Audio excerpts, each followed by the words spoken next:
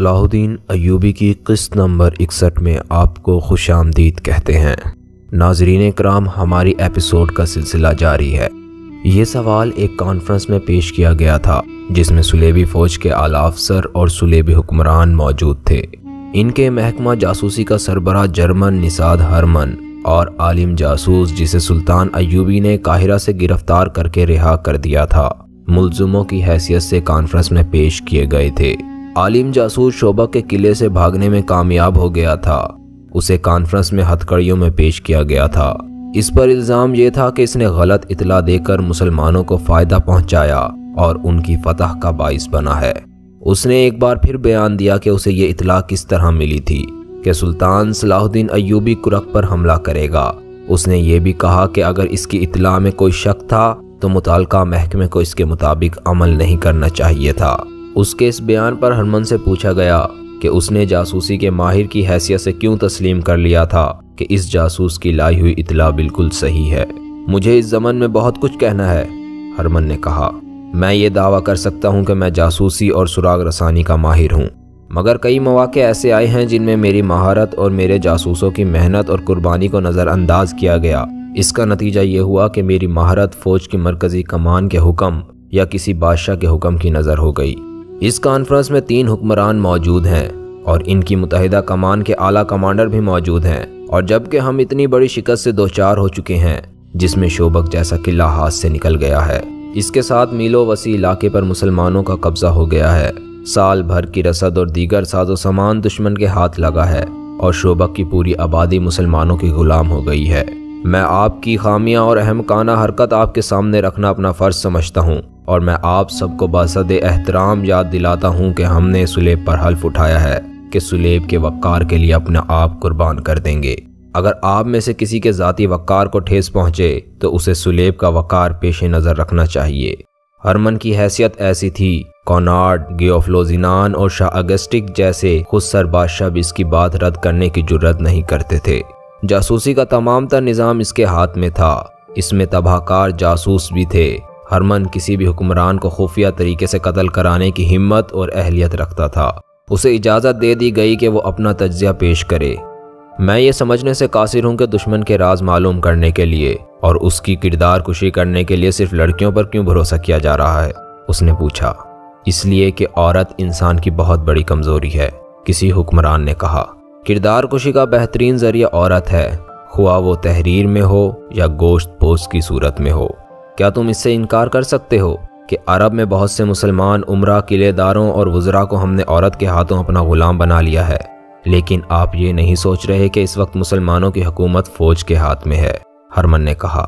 ان کا خلیفہ اپنا حکم نہیں منوا سکتا، فوجی امور میں اس کا کوئی عمل دخل نہیں۔ صلاح الدین ایوبی کی مصر میں حیثیت ایک گورنر کی ہے، لیکن اس نے وہاں کے خلیفہ کو معزول کر دیا ہے۔ ادھر نور الدین زنگی نے جس کی حیثیت ایک سالار اور وزیر کی ہے، لیکن جنگی امور میں اسے بغداد کے خلیفہ سے حکم اور اجازت لینے کی کوئی ضرورت نہیں۔ لہٰذا یہ پیش نظر رکھیے کہ آپ نے چند ایک امیروں، وزیروں اور قلعے داروں کو ہاتھ میں لیا ہے تو ان کی حیثیت چند ایک غداروں کی ہے۔ وہ آپ کو اپنے ملک کا 1 انچ علاقہ بھی نہیں دے سکتے۔ اسلامی سلطنت کے اصل حکمران فوجی ہیں۔ نور الدین زنگی اور سلطان صلاح الدین ایوبی نے اپنی فوجوں کی تربیت ایسی کی ہے کہ آپ لڑکیوں سے ان کی فوج کو کردار خراب نہیں کر سکتے، اور نہ ہی ہم کر سکے ہیں۔ اس فوج کے لیے شراب پینا سنگین جرم ہے۔ اسلام میں ہر کسی کے لیے شراب پینا حرام ہے۔ اس پابندی کا اثر یہ ہے کہ مسلمان جنگ کے وقت اپنا ہوش ٹھکانے رکھتے ہیں۔ اگر صلاح الدین ایوبی شراب کا عادی ہوتا تو آج مصر ہمارا ہوتا، اور صلاح الدین ایوبی شوبک کے قلعے میں فاتح ہو کر نہیں بلکہ اس قلعے میں ہمارا قیدی ہوتا۔ ایک کمانڈر نے اسے ٹوک کر کہا، اپنی بات لڑکیوں تک رکھو، ہمارے پاس مسلمانوں کے اوصاف سننے کے لیے وقت نہیں ہے۔ میں یہ کہنا چاہتا ہوں، ہرمن نے کہا، کہ جاسوسی کے لیے لڑکیوں کا استعمال ناکام ہو چکا ہے۔ گزشتہ 2 برسوں میں ہم بڑی قیمتی لڑکیاں مصر بھیج کر مسلمان فوجیوں کے ہاتھوں مروا چکے ہیں۔ لڑکی کے معاملے میں یہ بھی یاد رکھیے کہ عورت ذات جذباتی ہوتی ہے۔ آپ لڑکیوں کو کتنی ہی سخت ٹریننگ کیوں نہ دیں، وہ مردوں کی طرح پتھر نہیں بن سکتی۔ ہم انہیں خطروں میں پھینک دیتے ہیں۔ خطرہ برحال خطرہ ہوتا ہے اور دل و دماغ پر اثر کرتا ہے۔ بعض اوقات حالات بہت ہی بگڑ جاتے ہیں۔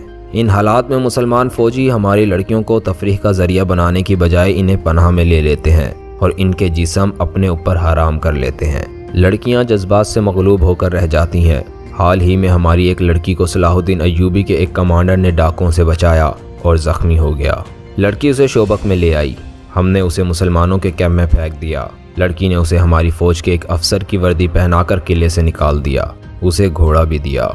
मैंने लड़की को पकड़ लिया। लड़की ने जहर खाकर खुदकुशी कर ली। उसने सज़ा के खौफ से खुदकुशी नहीं की थी। उसने महसूस कर लिया था कि वो गुनाहगार है और अपने जिस्म को धोखे के लिए इस्तेमाल कर रही है। ये एहसास इतना शदीद था कि उसने जहर पी लिया। लड़कियों के खिलाफ मैं एक दलील और भी देना चाहता हूँ। हमारे पास जो जासूस लड़कियाँ हैं, इनमें ज़्यादा तादाद उनकी है जिन्हें हमने बचपन में मुसलमानों के काफिलों से या उनके घरों से अगवा कराया था। इन्हें हमने अपना मजहब दिया और अपनी ट्रेनिंग दी। वो जवान हुई और अपना बचपन और अपनी असलियत भूल गईं। इन्हें याद भी ना रहा कि वो मुसलमानों की बेटियां हैं, मगर हमने इनके सिर्फ नाम बदले, इनका मजहब और इनका किरदार बदला। इनके खून को ना बदल सके। मैं इंसानी नफ्सियात को समझता हूँ, लेकिन ये मेरा तजर्बा है कि मुसलमान की नफ्सियात दूसरे मजहब के इंसानों से मुख्तलिफ है। ये लड़कियाँ जब किसी मुसलमान के सामने जाती हैं तो जैसे इन्हें अचानक याद आ जाता है कि इनकी रगों में भी मुसलमान बाप का खून है। मुसलमान के खून से इसका मजहब निकलता नहीं। तुम ये कहना चाहते हो कि किसी लड़की को जासूसी के लिए ना भेजा जाए? एक कमांडर ने उससे पूछा। किसी ऐसी लड़की को ना भेजा जाए जो किसी मुसलमान के घर पैदा हुई हो, हरमन ने जवाब दिया। अगर आप लड़कियों को मेरे महकमे से निकाल ही दें तो सुलेब के लिए बेहतर रहेगा। आप मुसलमान उम्रा के हरमों में लड़कियां भेजते रहें। आप इन्हें फांस सकते हैं। वो आसानी से आपके हाथ आ जाते हैं क्योंकि उन्होंने मैदान जंग नहीं देखा। उनकी तलवार हमारी तलवार से नहीं टकराई। हमें इनकी सिर्फ फौज पहचानती है, दुश्मन को सिर्फ फौज जानती है, इसलिए वो हमारे झांसे में नहीं आ सकती।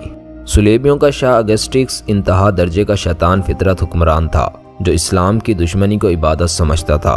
उसने कहा, हरमन, तुम्हारी निगाह महदूद है। तुम सिर्फ सलाहुद्दीन अय्यूबी और नूरुद्दीन जंगी को देख रहे हो।